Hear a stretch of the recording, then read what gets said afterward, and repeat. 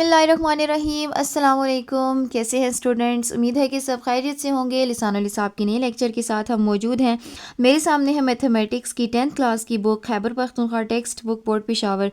Review exercise हमारी चल रही थी और हमने क्वेश्चन नंबर 6 तक कंप्लीट कर लिया था। इसको आज अभी स्टार्ट करने लगे हैं क्वेश्चन नंबर 7 को और पढ़ते हैं जिसमें वो क्या कहते हैं।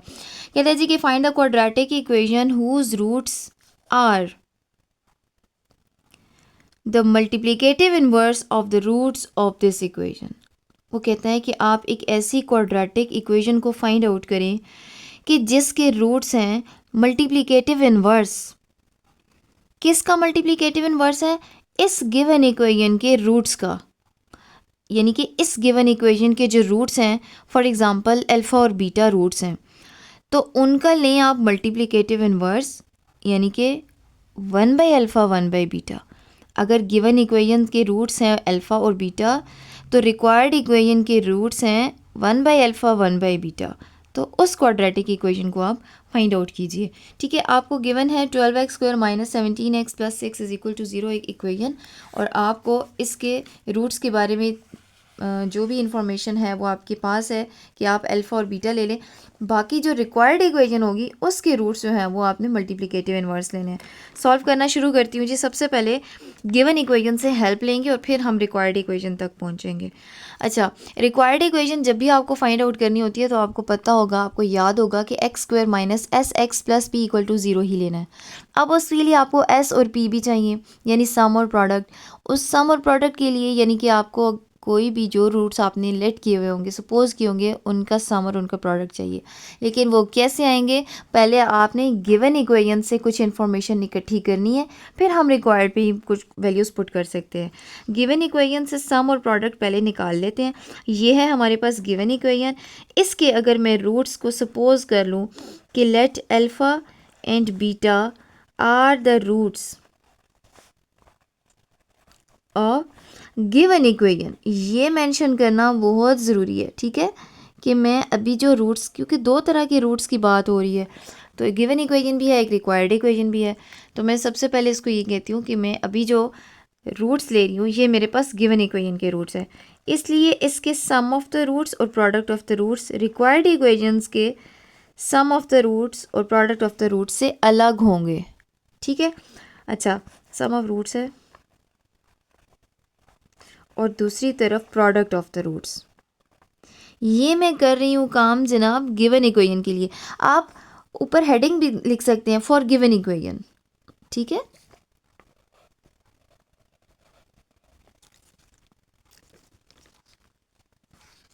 सम ऑफ द रूट्स मतलब कि अल्फ़ा प्लस बीटा, जो कि इक्वल होता है जी -b/a, और product of the roots is alpha into beta, जो कि c/a के इक्वल होता है। ठीक है, अच्छा, सम ऑफ द रूट्स यानी कि अल्फा प्लस बीटा क्या हो जाएगा? -b/a minus b। What is b? Coefficient of x, that is -17/a।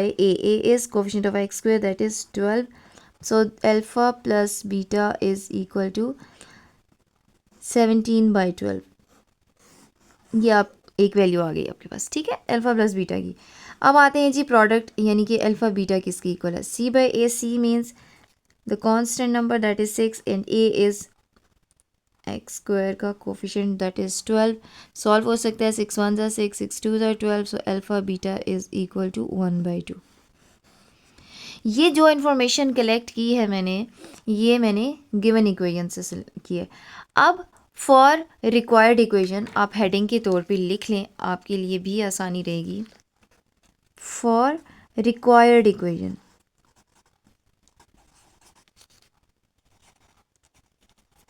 अच्छा, रिक्वायर्ड इक्वेशन के लिए उसने कहा था ऐसी इक्वेशन फाइंड आउट करें कि जिसके रूट्स इस इक्वेशन के रूट्स का मल्टीप्लिकेटिव इन्वर्स है। तो अगर इसके रूट्स अल्फ़ा और बीटा हैं तो इसके रूट्स हो जाएंगे 1/अल्फ़ा 1/बीटा। ठीक है,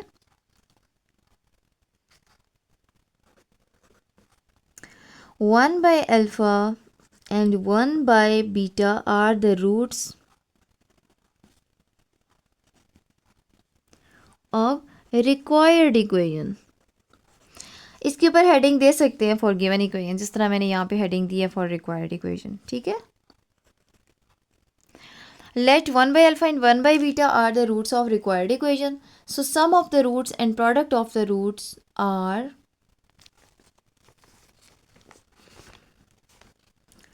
1 by alpha and 1 by beta का सम, ठीक है, और दूसरी तरफ 1 by अल्फ़ा और 1 by बीटा का प्रोडक्ट।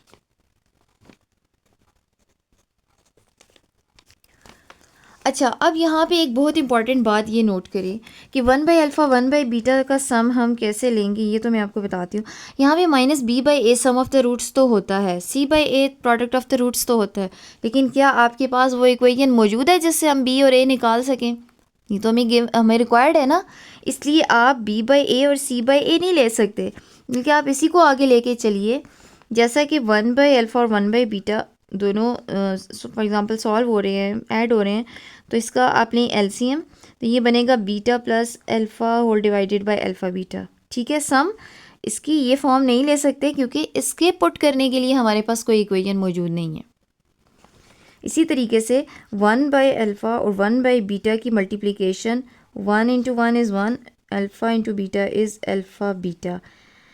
अब यहाँ पे फिर हम क्या करें, यहाँ पे अब आपने जो अल्फ़ा प्लस बीटा और अल्फ़ा इंटू बीटा आपने जो फाइंड आउट किया है अभी लेटेस्ट गिवन इक्वेशन से, अल्फ़ा प्लस बीटा आया था आपके पास 17/12, वो पुट करें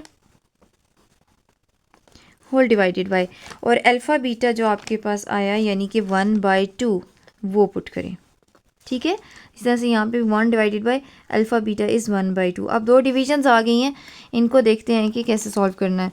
17/12 इस लॉन्ग डिवीजन को डिवाइड के साइन में पहले कन्वर्ट कर लें, और फिर फर्दर आप इसको मल्टीप्लाई में जब चेंज करेंगे तो नेक्स्ट फ्रैक्शन इन्वर्ट हो जाएगी, और आप लोग इससे फेमिलियर होंगे, होप सो, ठीक है जी। आपने क्या करना है, ये सॉल्व हो सकता है 2 6 और 12, so this is equal to 17/6, और दूसरी तरफ 1 डिवाइडेड बाय 1/2 यानी कि 1 into 2/1 and that is equal to 2, only denominator के 1 को इग्नोर कीजिए। यहाँ पे प्रोडक्ट ऑफ द रूट्स ये आया और सम ऑफ द रूट्स ये आया। ये असल में आपको रिक्वायर्ड इक्वेशन के सम और प्रोडक्ट ऑफ रूट्स मिले, ठीक है। सो फाइनली आपको पता है कि रिक्वायर्ड इक्वेशन की तरफ हमने जाना है। So the required equation is x square minus s x plus p is equal to zero. ये होती है जनाब आपके पास रिक्वायर्ड इक्वेशन का general form. So x square minus s is 17/6 plus p is 2 equal to zero. Simplify करते हैं, denominator में जो 6 है हमारे पास इसको ख़त्म करते हैं, मल्टीप्लाइंग 6 ऑन बोथ साइड, 6 जब यहाँ पे मल्टीप्लाई होगा तो 6x स्क्वायर बनेगा, यहाँ मल्टीप्लाई होके कैंसिल हो जाएगा, 17x रह जाएगा, और यहाँ मल्टीप्लाई होने के बाद 12 आ जाएगा, and that is equal to 0। So this is your required equation. Okay जी, नेक्स्ट क्वेश्चन है आपके पास कि if one of the roots of the quadratic equation this is 2। अगर एक क्वाड्रेटिक इक्वेशन के रूट्स में से एक रूट है 2, तो आप बताइए कि दूसरा रूट क्या है, ठीक है। Find the other root and also find the value of k, और इसके अंदर जो के अननोन आ रहा है आपने उसको भी फाइंड आउट करना है। अच्छा, आप सबसे पहले गिवन इक्वेशन के लिए सपोज कर लें कि आपके पास जो रूट्स हैं वो अल्फ़ा और बीटा हैं, ठीक है। आपने सबसे पहले ये कह देना है कि let alpha and beta are the roots of given quadratic equation, और उसने ये भी कहा है कि एक रूट जो है वो अल्फ़ा है, 2 है, 1 रूट इज़ इक्वल टू 2। तो कोई भी ले ले, अल्फ़ा या बीटा कुछ भी ले लें, किसी को भी 2 कह दे। सपोज़ मैं अल्फ़ा को 2 कह देती हूँ, ये तो गिवन है, ठीक है, सेंस के साथ कह दें। अब आपको के भी फाइंड करना है, और दूसरे लफ्ज़ों में आप, और दूसरी तरफ आपको बीटा भी फाइंड करना है, दूसरा रूट भी फाइंड करना है, ठीक है। अब गिवन इक्वेशन है हमारे पास, के सम और प्रोडक्ट को लेके चलते हैं, हो सकता है कोई इन्फॉर्मेशन मिल जाए। सम ऑफ द रूट्स और प्रोडक्ट ऑफ द रूट्स दोनों को लेके चलते हैं। Sum of the roots means दोनों का sum alpha plus beta minus B by A. Alpha चूँकि हमारे पास मौजूद है 2 प्लस बीटा अननोन है, एज इट इज़ रहने दीजिए, minus B is K by A is 2। ठीक है। और दूसरी तरफ देखिए प्रोडक्ट ऑफ द रूट्स यानी कि अल्फ़ा इंटू बीटा, और जो कि सी बाई ए के इक्वल होता है, ठीक है। और सी क्या है हमारे पास 4 और ए है 2, सो 4/2 alpha into beta, alpha is 2, beta unknown है, ठीक है। ये हो जाएगा 2 बीटा इज़ इक्वल टू 4/2, 2 2 4, 2 आ जाएगा। अच्छा, यहाँ से हमें बीटा की वैल्यू आराम से मिल सकती है। बीटा को आइसोलेट करने के लिए डिवाइडिंग 2 ऑन बोथ साइड्स, तो बीटा हमारे पास आ जाएगा 1। अब देखें, पहले जो आपके पास इक्वेशन आई उसमें इन्फॉर्मेशन कम आई, दूसरे में एग्जैक्टली वैल्यू आ गई। इसमें इन्फॉर्मेशन इसलिए कम आई कि बीटा भी अननोन है, के भी अननोन है। यहाँ से आप वैल्यू उठा के इसमें पुट कर लें, इसको इक्वेशन नंबर 1 का नाम दे दें, ठीक है। और आप कह दें कि put beta is equal to 1 from equation number 2, sorry from equation number 1। और इक्वेशन 1 कहती है कि बीटा की वैल्यू 1 है, तो यहाँ पे बीटा की जगह जब 1 पुट करेंगे तो ये बनेगा 2 + 1 is equal to -k/2, and 2 + 1 is 3 equal to -k/2। K को आइसोलेट करने के लिए क्या करना होगा, 2 को शिफ्ट करना होगा, दूसरी साइड डिवाइड हो रहा है तो मल्टीप्लाई हो जाएगा, 3 × 2 6 बन जाएगा। इसी तरह से माइनस को भी शिफ्ट करना होगा, ये हो जाएगा 6 इज़ इक्वल टू -k, ठीक है। अब के की वैल्यू निकालने के लिए माइनस को जब शिफ्ट करेंगे तो ये -6 हो जाएगा दूसरी साइड पे जाके, ठीक है जी। तो बीटा की वैल्यू आ गई 1, यानी कि अदर रूट आ गया 1, और के की वैल्यू आ गई -6। तो आप फाइनली एक स्टेटमेंट की फॉर्म में लिखते हैं, so the other root is 1 and the value of K is -6।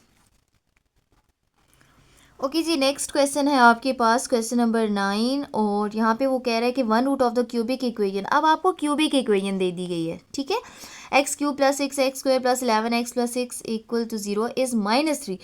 अच्छा, आपको एक रूट दे दिया गया है इस क्यूबिक इक्वेशन का, और आपसे कह रहा है कि use synthetic division to find the other roots. दूसरे रूट्स फाइंड आउट करने के लिए आप सिंथेटिक डिवीजन यूज़ करें, ठीक है जी। जिन स्टूडेंट्स को समझ में आ रहा है वो वीडियो को स्किप करें और ख़ुद से सॉल्व करें।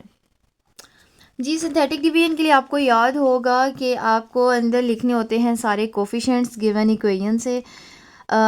क्यूबिक जो इक्वेशन है उसमें x³ का कोफिशिएंट है 1, फिर x² का कोफिशिएंट है 6, फिर x का कोफिशिएंट है 11, और फिर कांस्टेंट नंबर है 6। यहाँ पे अगर कोई x² या x ना होता तो उसकी जगह हम 0 भी पुट करते। ये बात आपको याद होगी जब मैंने आपको स्टार्ट में बताई थी।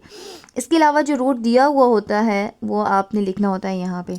अब आपने क्या करना है, in the very first step 1 as it is आ जाएगा, 1 × -3 इज़ -3।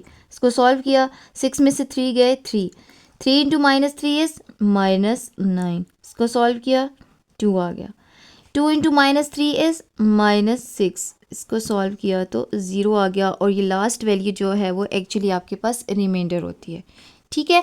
यहाँ तक आ गया। अब ये जो 2-3 वैल्यूज़ आपके पास लास्ट में आई हैं इसको इक्वेशन की फॉर्म में लिखना होता है, यानी कि 2 कांस्टेंट नंबर के तौर पे आएगा, 3 के साथ x आ जाएगा, और 1 के साथ x² आ जाएगा, यानी 1x², और दैट इज़ इक्वल टू 0 करके आपने एक इक्वेशन बना लेनी है। अब यहाँ पे इस इक्वेशन से आपने जो है वो बाकी के रूट्स फाइंड आउट करने हैं। किस तरह से, सम एंड प्रोडक्ट मेथड, यानी कि मिड टर्म ब्रेक चेक कर लेते हैं। प्रोडक्ट चाहिए, फर्स्ट और लास्ट टर्म को मल्टीप्लाई करें 2x², और सम आ जाएगा हमारे पास 3x। जो स्टूडेंट्स अभी से ज्वाइन कर रहे हैं, सम और प्रोडक्ट या मिड टर्म ब्रेक को पहले से सीख लें। एक शॉर्ट्स में बना हुआ है आपके पास 1 मिनट का वीडियो जिसमें आपको सम और प्रोडक्ट मिड टर्म को ब्रेक करने का तरीका बताया गया है। क्या करना होता है आपने मिड टर्म के लिए, आपने 2 ऐसी वैल्यूज़ को सोचना है जिनको मल्टीप्लाई किया जाए तो 2x² आए, और जिनका सम लिया जाए तो 3x आए। And I think so this is very simple, just +2x and x, ठीक है। तो मिड टर्म ब्रेक करने के लिए फर्स्ट और लास्ट टर्म को नहीं छेड़ा जाता, जबकि मिड टर्म जो है वो ब्रेक होके इन दोनों 2x और x की फॉर्म में लिख दी जाएगी। अब पहली दो में से x कॉमन है, x + 2 रह गया, दूसरे दोनों में से कुछ भी कॉमन नहीं है तो साइन और 1 कॉमन ले लें, बाकी बच गया x + 2 that is equal to 0। इन दोनों में से x + 2 पूरा का पूरा फैक्टर कॉमन है, and x + 1 is non common that is equal to 0। दो वैल्यूज़ का प्रोडक्ट इक्वल आ जाए 0 के, तो इसका मतलब ये होता है कि या तो x + 2 फर्स्ट फैक्टर 0 है, या फिर x प्लस वन दूसरा फैक्टर ज़ीरो के इक्वल है। इसका मतलब ये है कि x इक्वल है -2 के और इसका मतलब है x इक्वल है -1 के। ये दो जनाब हमारे पास आगे अदर रूट्स। तो फाइनली आप आंसर में लिखेंगे so the other roots are -1 and -2। ठीक हो गया। Now coming towards the next question, question number 10। और यहाँ पे आपको सिस्टम ऑफ इक्वेशंस दिए गए हैं दोनों पार्ट्स में और आपने इनको सॉल्व करना है। फर्स्ट पार्ट को ज़रा गौर से देखिए, कॉमा बता रहा है कि यहाँ तक फर्स्ट इक्वेशन है और कॉमा के बाद आपके पास सेकंड इक्वेशन है। अच्छा, करेक्शन ये कर लें सबसे पहले कि ये y के साथ 2 जो है ये y का स्क्वायर लिखा हुआ है और दूसरे वाले में सिस्टम में जो है वो यहाँ पे y के ऊपर स्क्वायर है जो कि मिसिंग है। ठीक है, अच्छा सॉल्व करते हैं जी। ये फर्स्ट इक्वेशन को ज़रा एक नज़र देख लें, ये लीनियर इक्वेशन दी गई है और जो दूसरी इक्वेशन है वो क्वाड्रेटिक है। और आपको याद होगा जब एक लीनियर और एक क्वाड्रेटिक होती है तो हम इस पे एलिमिनेशन मेथड अप्लाई नहीं कर सकते, कैंसिलेशन नहीं हो सकती ऐड सब्ट्रैक्ट करने से, कुछ भी करने से। तो आपने यहाँ पे क्या करना होगा, सब्सटीट्यूशन मेथड अप्लाई करना है, यानी कि एक इक्वेशन से किसी एक वेरिएबल को उठा के in terms of other variable निकाल के दूसरे में पुट करना है। ठीक है जी, तो स्टार्ट करते हैं। सॉल्यूशन के बाद आप इक्वेशंस को रिपीट कर लें और इक्वेशन नंबर 1 और 2 का नाम दे दें। ठीक है, अरेंजमेंट की कोई भी ज़रूरत नहीं है। इक्वेशन के दोनों साइड्स पे, दोनों ही इक्वेशंस की राइट साइड पे कांस्टेंट नंबर्स मौजूद हैं। अच्छा, मैं इक्वेशन 1 लेती हूँ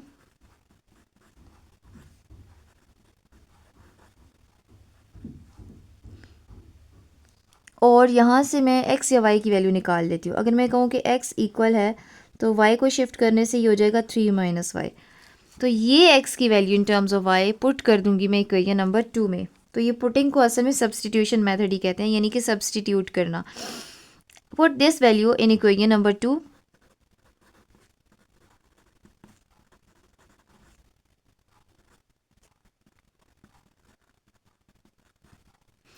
What is equation number 2? X square minus 3xy plus y square equal to x square means 3 minus y square minus 3xy plus y square is equal to 29. Again x is 3 minus y. अब पूरी equation y में आ गई है। ठीक है, this is a minus b whole square. Algebra का formula है that is equal to a square minus 2ab plus b square. A square यानी कि 9 minus 2ab, 2 into 3 into y 6y plus b square means y square. Open हो गया। Next -3 into, अच्छा ये y भी अंदर मल्टीप्लाई होगा, ये भी मल्टीप्लाई होगा, तो -3 को अभी रहने दें, पहले y को मल्टीप्लाई कर लें। ये बन जाएगा 3y minus Y square. y को मैंने अंदर मल्टीप्लाई कर लिया plus y square is equal to 29। Next step में आप -3 को भी मल्टीप्लाई कर लीजिएगा। 9 minus 6y plus y square minus 3 into 3 is 9y minus into minus is plus 3y square plus y square is equal to 29। अब like terms को solve कर लें। Y square 3y square y square 1 और 3 4 और 1 5, so this is 5y square. अब Y square की terms solve हो गई हैं। बाकी अब देखिए आपके पास y की दो ही टर्म्स हैं, -6 और -9। मुश्किल लग रहा है तो पहले कंबाइन करके लिख लें और plus 9 is equal to 29। 5y square minus into minus is plus,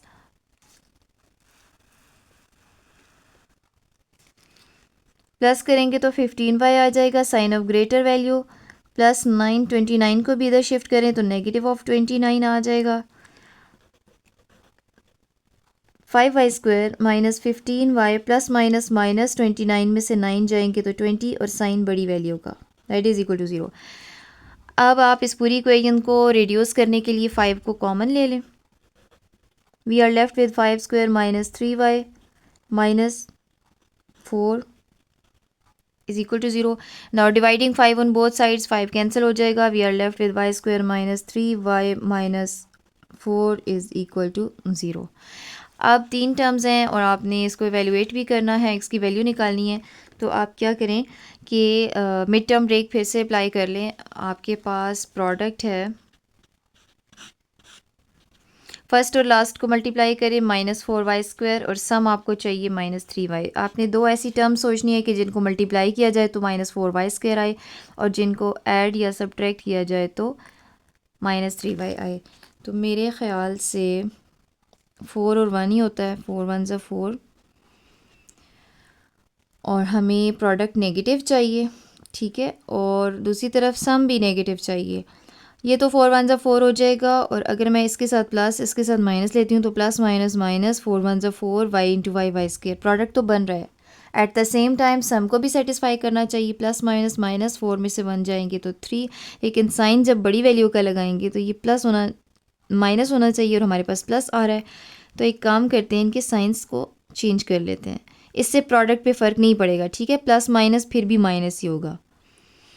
अब आपके पास ये -3y सम को भी सेटिस्फाई कर रहा है और प्रोडक्ट को भी सेटिस्फाई कर रहा है, ठीक है जी। अच्छा, अब मिड टर्म को ब्रेक कर लेंगे हम, -4y + 1y या सिंपल y के साथ, -4 is equal to 0। First two terms में से y common, y -4, last two terms में से कुछ भी कॉमन नहीं है, प्लस यानी कि पहला वाला साइन ले लें और कुछ भी कॉमन नहीं है तो 1 ले लें और फिर y -4 बच जाएगा। Now y -4 is common and y + 1 is non-common. And this implies that y -4 is 0 or y + 1 is 0. Here y is equal to 4 को शिफ्ट करें तो +4 और यहाँ पे +1 को शिफ्ट करें तो -1 आ जाएगा, ठीक है जी। अच्छा, अब ये आ गई आपके पास y की दो वैल्यूज़, लेकिन इक्वेशंस में, सिस्टम ऑफ इक्वेशंस में तो x भी मौजूद था। अब आप पुट करें ये वैल्यूज़ बारी बारी, when y is equal to 4 और when y is equal to -1, put this value in equation number 1 और यही आपके पास आसान रहेगी, ठीक है।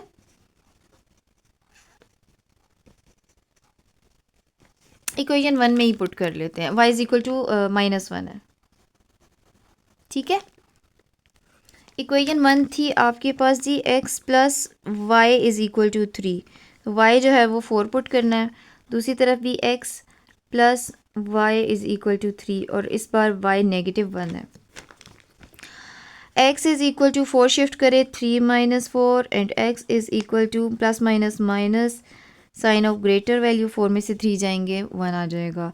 और दूसरी तरफ x + -1 is equal to 3, x is equal to 3 -1 shift होगा तो +1, x इज़ इक्वल टू 4 आ जाएगा।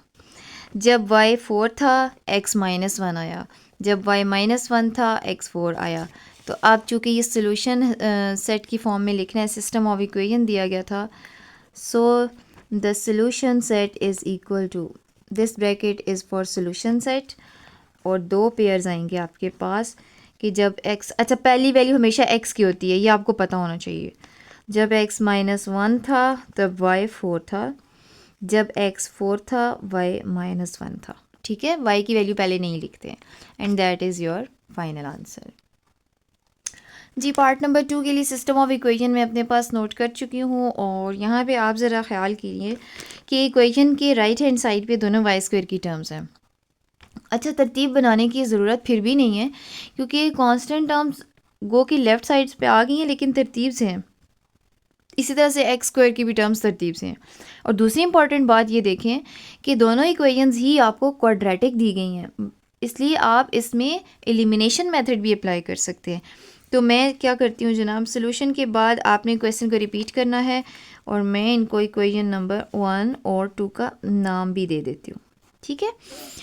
अब आपने क्या करना है, ये मैंने अपना वक्त बचाने के लिए इसी में कर दिया, ठीक है। आप सोल्यूशन की हेडिंग दे के दोबारा से तरतीब से लिखिएगा, ठीक है।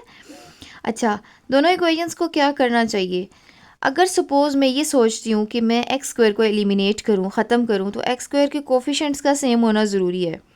यानी कि अगर एक्स का स्क्वायर का एक कोफिशिएंट 7 है तो दूसरा भी 7 होगा, तो इक्वेशंस को सब्ट्रैक्ट करने से 7 माइनस 7 वैनिश या ज़ीरो हो सकेगा। और अगर मैं ये सोचूं कि मुझे वाई स्क्वायर को एलिमिनेट करना चाहिए, ख़त्म करना चाहिए, तो वाई स्क्वायर के कोफिशिएंट्स को जो है वो सेम होना चाहिए। अगर एक 5 है तो दूसरा भी 5 होना चाहिए, या 4 है तो दूसरा भी 4 होना चाहिए, जबकि ऐसा यहाँ भी नहीं है। तो अब थोड़ी सी आपको पहले इनके कोफिशिएंट्स को सेम करने के लिए थोड़ी सी मेहनत करनी पड़ेगी, जो कि स्टार्ट में एक्सरसाइजेस के सॉल्यूशंस में नहीं आई, वो अभी करनी पड़ेगी। वो क्या करना है, अब या तो आप एक्स स्क्वायर के कोफिशिएंट्स को सेम बनाएं या वाई स्क्वायर के कोफिशिएंट्स को सेम बनाएं। फॉर एग्जांपल, मैं अगर एक्स स्क्वायर के कोफिशिएंट्स को सेम बनाती हूँ तो मुझे क्या करना होगा, 7 को तो 3 में नहीं बना सकती, ठीक है, और 3 को भी 7 में नहीं बना सकती, किसी ऐसे नंबर से मल्टीप्लाई नहीं कर सकती कि वो 7 बने, और 7 को भी मैं किसी ऐसे नंबर से डिवाइड नहीं कर सकती कि वो 3 आए। तो मैं क्या करती हूँ कि इस इक्वेशन को मैं 3 से मल्टीप्लाई करती हूँ, तो यहाँ आ जाएगा 21, और दूसरी इक्वेशन को मैं 7 से मल्टीप्लाई कर देती हूँ तो यहाँ आ जाएगा 21। यानी 7 वाले को 3 से और 3 वाले को 7 से मल्टीप्लाई कर दें तो दोनों के कोफिशिएंट सेम हो जाएंगे। जो स्टूडेंट्स वाई स्क्वायर के कोफिशिएंट्स को सेम बनाना चाहते हैं वो फर्स्ट इक्वेशन को 4 से मल्टीप्लाई करें तो 5 इंटू 4 20 हो जाएगा, और सेकेंड इक्वेशन को 5 से मल्टीप्लाई करें तो 4 इंटू 5 20 हो जाएगा। ठीक है, तो मैं एक्स स्क्वायर पे करना चाहती हूँ जनाब। मैं लिखती हूँ मल्टीप्लाइंग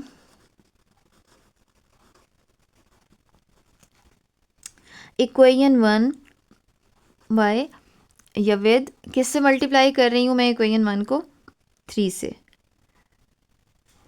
एंड मैं एक ही दफ़ा दोनों बातें लिखती हूँ। मल्टीप्लाइंग इक्वेशन 2 बाय या विद किससे मल्टीप्लाई करना है, इसको 7 से मल्टीप्लाई करना है। ठीक है जी, जब आप इक्वेशन नंबर 1 को 3 से मल्टीप्लाई करेंगे तो ये बनेगा 21x स्क्वायर माइनस 4 3 ज़ार 12 इज़ इक्वल टू 5 3 ज़ार 15y स्क्वायर। और जब आप इक्वेशन 2 को 7 से मल्टीप्लाई करेंगे तो ये होगा 21x स्क्वायर प्लस 2 7 ज़ार 14 प्लस 4 7 ज़ार 28y स्क्वायर। ठीक है, अब ये दो इक्वेशंस आपके पास आ गई, इन पे आपने काम करना है। इन दोनों इक्वेशंस को आप देखें, इनके कोफिशिएंट सेम हो गए हैं। इन इक्वेशंस को ऐड या सब्ट्रैक्ट करें, जो भी आप करेंगे तो वो आगे चलता जाएगा। अब इक्वेशन नंबर 3 और 4 का नाम दे दें इनको। मैं यहाँ लिखती हूँ सब्ट्रैक्टिंग, सब्ट्रैक्ट करने से ही ये कैंसिल होंगे, ठीक है। Subtracting equation 3 from equation 4। अच्छा, अगर आपने फ्रॉम इक्वेशन 3 लिखा है तो 3 ऊपर लिखिएगा। अब मैंने फ्रॉम इक्वेशन 4 कहा है ना, तो अब लाजमी बात है मैंने 4 में से ही सब्ट्रैक्ट करना है, यानी कि 4th इक्वेशन को ही मैं पहले लिखूंगी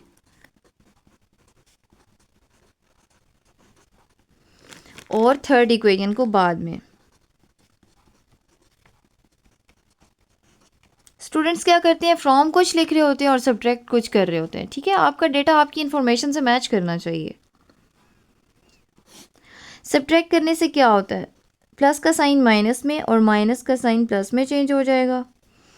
आप 21 में से 21 माइनस करेंगे तो 0, x ख़त्म हो जाएगा। 14 और 12 अब इनके साइंस पॉजिटिव हैं, ठीक है, इनको ऐड कर लें। 26 आता है, sign of greater value equal to, अब 28 में से 15 माइनस करेंगे तो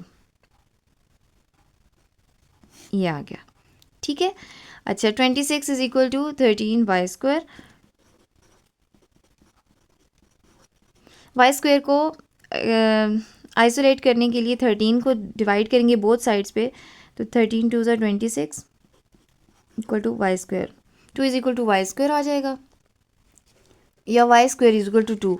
और यहाँ से y की वैल्यू को निकालूँ तो taking square root on both sides, this is square root of 2 plus minus square root of 2, यानी कि y की दो वैल्यूज़ हैं, एक पॉजिटिव स्क्वायर रूट ऑफ 2 और दूसरी नेगेटिव स्क्वायर रूट ऑफ 2 भी हो सकती है। ठीक है जी। अच्छा, अब आपने इन दोनों वैल्यूज़ के लिए x की वैल्यूज़ फाइंड आउट करनी है। When y is equal to positive square root of 2 and when y is equal to negative square root of 2, put y is equal to positive square root of 2 in equation number, ये मैं decide करती हूँ अभी, ठीक है, मैं बताती हूँ आपको। Input y is equal to negative square root of 2 in equation number. कौन सी इक्वेशन में आसान रहेगा? देखिए ये आपके पास है सारी इक्वेशंस। अब जब आपने मल्टीप्लाई किया 3 और 7 से तो ये इक्वेशंस में देखें कोफिशिएंट्स बढ़ गए ना, तो ये लेने के बजाय बेहतर है कि आप 1 या 2 इक्वेशन में पुट करें। मैं फॉर एग्जांपल 1 में पुट कर देती हूँ। इक्वेशन 1 लिख दिया मैंने, जो कि थी 7x square minus 4 is equal to 5y square. ठीक है जी, और y की जगह यहाँ पे पॉजिटिव स्क्वायर रूट ऑफ 2 और यहाँ पे negative square root of 2 put कर दें। This is 7x square minus 4 is equal to 5, square root of 2 square से कैंसिल हो जाएगा और सिंपल 2 रह जाएगा। ये बनेगा जी 7x स्क्वायर माइनस 4, 5 2 ज़ार 10, 7x square is equal to 10, 4 shift करेंगे तो plus 4, 7x square is equal to 10 और 4 हो जाएगा 14 and x square 7 dividing 7 on both sides, 14 by 7 is 7 2 ज़ार 14 और taking square root on both sides x is equal to plus minus square root of 2। यानी जब positive square root of 2 था y, तो यहाँ पे x की 2 वैल्यूज़ आई। दूसरी तरफ देखते हैं, 7x square minus 4 is equal to, अच्छा नेगेटिव का स्क्वायर भी पॉजिटिव ही होता है, ठीक है, तो ये नेगेटिव का स्क्वायर भी पॉजिटिव हो जाएगा और स्क्वायर रूट ऑफ 2 का स्क्वायर भी जब लेंगे तो वो उससे कैंसिल होकर सिंपल 2 ही रह जाएगा। तो ये तो बिल्कुल एग्जैक्टली वही फॉर्म बनी है, इसको दोबारा से सॉल्व करने की ज़रूरत नहीं है, ये चलता रहेगा और x की वैल्यू यहाँ पर भी plus minus square root of 2 ही आ जाएगी। ठीक है, अब बहुत ध्यान से इसका सोल्यूशन सेट लिखिएगा। So the solution set is equal to, देखें आपके पास एक पेयर ऐसे आएगा, x की वैल्यू पहले लिखनी होती है, जब प्लस स्क्वायर रूट ऑफ 2 था तब भी स्क्वायर रूट ऑफ 2 आई y की वैल्यू, और जब माइनस स्क्वायर रूट ऑफ 2 था तब भी यही है y। ठीक है, अब यहाँ आ जाइए, जब प्लस स्क्वायर रूट ऑफ 2 थी x की वैल्यू तब y की value minus square root of 2 था, और जब माइनस स्क्वायर रूट ऑफ 2 थी x की वैल्यू तब भी माइनस स्क्वायर रूट ऑफ 2 थी y की वैल्यू। तो ये 4 तरह के आपके पास सॉल्यूशन सेट्स आएंगे, जिसमें पहले में एक तो दोनों पॉजिटिव, एक है दोनों नेगेटिव, एक में x पॉजिटिव y नेगेटिव और एक में x नेगेटिव y पॉजिटिव। ठीक है जी, ये सॉल्यूशन सेट्स बनते हैं आपके पास। जी चलते हैं जी अपने लास्ट क्वेश्चन की तरफ। क्वेश्चन है जी हमारे पास क्वेश्चन नंबर 11 और यहाँ पे वो ये कहता है कि area of the rectangle is 48 centimetre square. एक रेक्टेंगल है, उसका एरिया आपको दे दिया गया है, ठीक है, और आपसे कह रहा है कि if length and width are each increased, अगर दोनों को ही इंक्रीज़ किया जाए कितना 4 सेंटीमीटर, तो एरिया जो है वो बड़ा जो रेक्टेंगल बन जाएगा उसका एरिया 120 सेंटीमीटर स्क्वायर आ जाएगा। पहले 48 था, फिर 120 बन जाएगा 4 इंक्रीज़ करने से। आप बताइए कि ओरिजिनल रेक्टेंगल का लेंथ और विड्थ क्या है। ठीक है, आप बेशक x और y लेट कर लें या अगर आपने l और w लेट करना है तो भी ठीक है। कंडीशंस लेते हैं जनाब और फिर सॉल्व करते हैं। जी मैंने सपोज कर लिया, तो now according to the given conditions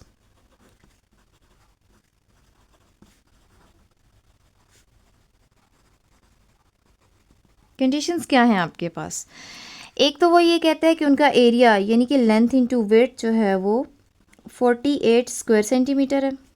ठीक है, अगर मैं इसको दोबारा से लिखूं L इंटू डब्ल्यू इज इक्वल टू 48 और इसको मैं इक्वेशन नंबर 1 कह देती हूँ। दूसरा वो ये कहता है, x इंटू वाई भी ले सकते हैं, ठीक है, आप जो भी लेट करना चाहें। दूसरा वो ये कहता है कि अगर लेंथ इंटू विड्थ के साथ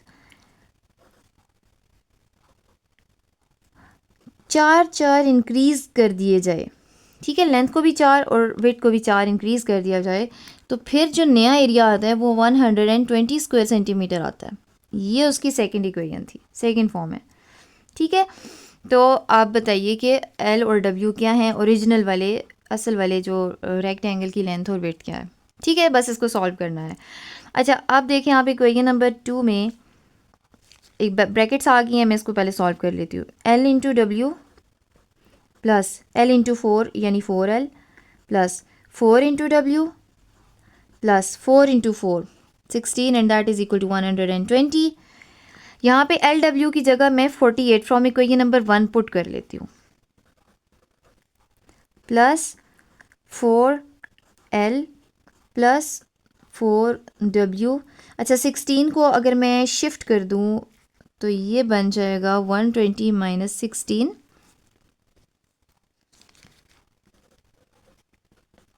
अब 4L और 4W तो सॉल्व होने से रहे, ठीक है, दोनों अनलाइक टर्म्स हैं। इस पर भी बताती हूँ क्या करना चाहिए। दूसरी तरफ आप इसको सॉल्व कर ले, 100 और 20 में से आप माइनस करें 16 को, तो ये आ जाएगा 104। अभी भी देखें एक कांस्टेंट टर्म पड़ी हुई है, इसको भी शिफ्ट कर लेते हैं। 4L plus 4W is equal to 104 minus 48, ठीक है। आप इसमें से 48 को माइनस कर लें, so 4L plus 4W is equal to, ये आ जाएगा जनाब आपके पास 56, ठीक है। अच्छा इसमें से देखें आप 4 कॉमन ले लें ताकि और भी रिड्यूस हो जाए, ठीक है। इससे क्या फ़ायदा होगा, L प्लस W आ जाएगा आपके पास 56 divided by 4, so L plus W is equal to 14 I think, जी हाँ। अच्छा अब देखें ये दोनों तो ऐड नहीं हो सकते। अब आप एक काम कीजिए, आप इक्वेशन 1 पे दोबारा जाएं। इक्वेशन 1 ये कह रही थी कि L इंटू डब्ल्यू जो है वो 48 है, तो यहाँ से आप L या W की वैल्यू निकाल लें। फॉर एग्जांपल मैं L निकालती हूँ तो ये आएगा 48 बाई W के इक्वल, मल्टीप्लाई हो रहा है ना तो W शिफ्ट होने के बाद डिवाइड हो जाएगा। यहाँ पे मैं एक छोटा सा रेफरेंस दे देती हूँ।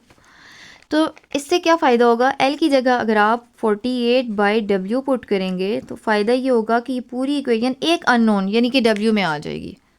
अब आप इसको सॉल्व कर सकते हैं, ठीक है। लेकिन करना कैसे होगा, अब चूँकि ये आपके पास फ्रैक्शंस बन रही हैं, डिनोमिनेटर में आ जाएगा W और ऊपर आ रहा है 48 प्लस W स्क्वायर, ठीक है, that is equal to 14। Multiplying W on both sides, ये बनेगा 48 plus W square is equal to 14W। ये क्वाड्रेटिक इक्वेशन बन गई है।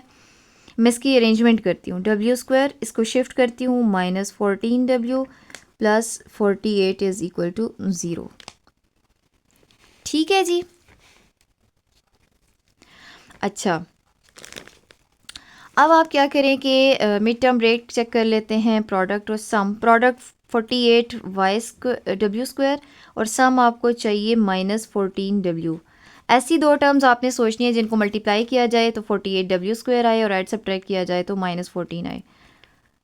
मेरे ख्याल से ये 6W और 8W होना चाहिए। 6 8 48 और दोनों को नेगेटिव लें ताकि माइनस इंटू माइनस प्लस बने और सम भी आपके पास नेगेटिव आ जाए साइन बड़ी वैल्यू का।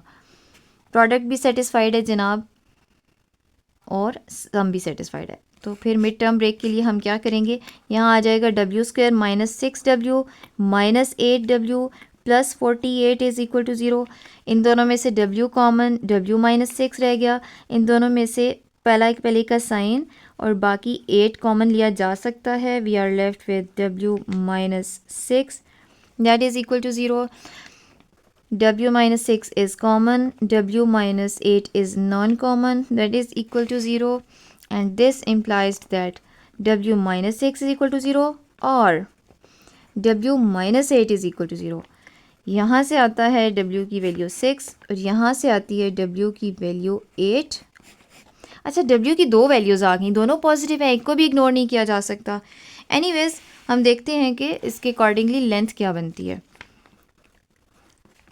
Put W is equal to 6 in equation number 1, ठीक है। इक्वेशन नंबर 1 आपके पास क्या थी कि L इंटू डब्ल्यू जो है वो L इंटू डब्ल्यू वो 48 है, इंटू 6 मैंने बना दिया, ठीक है, पुट कर दी वैल्यू।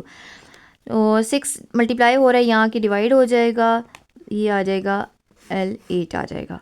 और अगर मैं पुट करूँ W is equal to 8 in equation number 1 तो ये L इंटू 8 आ जाएगा 48 की इक्वल। तो 8 डिवाइड करने से यहाँ पे L की वैल्यू आ जाएगी 6। देखें विड्थ 6 है, लेंथ 8, विड्थ 8 लेंथ 6। अब आप एक बात नोट करें कि विड्थ ज़्यादा होती है या लेंथ ज़्यादा होती है? लेंथ ज़्यादा होती है, ठीक है। अब ज़रा इस केस में चेक करें, ऐसा रेक्टेंगल जिसकी चौड़ाई 8 है जबकि लंबाई उसकी 6 है, ये इग्नोर हो सकती है वैल्यू, ठीक है।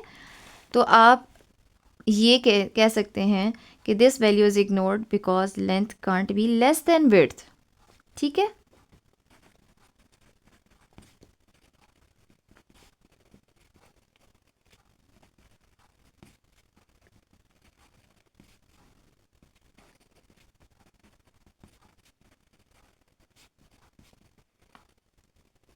अगर कोई नेगेटिव का चक्कर होता ना तब भी हम इसको इग्नोर कर देते। अब देखिए है 6 और 8 ही वैल्यूज़, लेकिन 8 6 नहीं है पॉसिबल, ठीक है। तो आपके पास यही सही होगा कि वेट जो है वो कम हो और लेंथ ज़्यादा हो। तो फाइनली आप आंसर कर लें और सेंटीमीटर्स में उसको बताइए कि so the length of rectangle, original rectangle जो था, ठीक है, उसकी बात हो रही है, is 8 centimetre and the width of rectangle is 6 centimetre and that is your final answer. यहाँ तक हो गई जनाब आपकी एक्सरसाइज कंप्लीट। मुझे अंदाज़ा है वीडियो काफ़ी लेंथी हो गई है, लेकिन मेरी कोशिश थी कि आज इसके एक्सरसाइज को कंप्लीट कर लिया जाए। यहाँ तक किसी भी किस्म का कोई भी क्वेश्चन, कोई भी क्वेरी हो, आप ज़रूर कमेंट सेक्शन में पूछिएगा। नेक्स्ट वीडियो तक अल्लाह हाफिज़।